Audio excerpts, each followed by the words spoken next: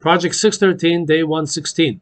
So we learned about the Nazirite and all of the prohibitions associated with this Nazirite during the prescribed amount of time that the Nazirite accepted upon him or herself to be a Nazirite. They're not allowed to drink wine, not allowed to shave their head, and they're not allowed to become impure through coming in contact with a corpse. Now, a person is not a Nazirite forever. At one point it ends.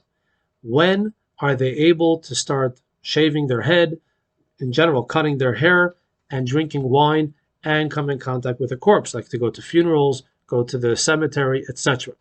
So, at the end of the prescribed time, they need to go to the Holy Temple and bring 3 sacrifices. There are 3 different types of sacrifices. They're offered in the temple. The one of the sacrifices is cooked. It is roasted. Is roasted in one of the chambers of the Holy Temple. Was called Lishkat Nazirim, the chamber of the Nazirites. They would roast this sacrifice there, and at that point, the Nazirite would cut his hair, throw the hair into the fire under the sacrifice, and at that point, the Nazirite was allowed to partake of wine, was allowed to drink wine. Let's say if during the time that he is or she is a Nazirite, they came in contact with a corpse and became ritually impure. So, first of all, they need to go through the regular purification process that applies to everyone. And then once they finish that, they need to bring a certain set of sacrifices into the Holy Temple, shave their head, and then they're able to continue their being a Nazirite. So these are the laws.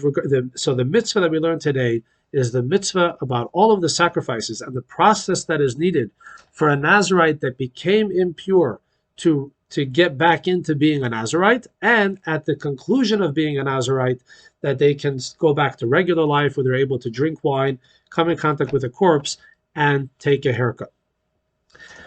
The second mitzvah we learned today is the mitzvah of paying pledges to God.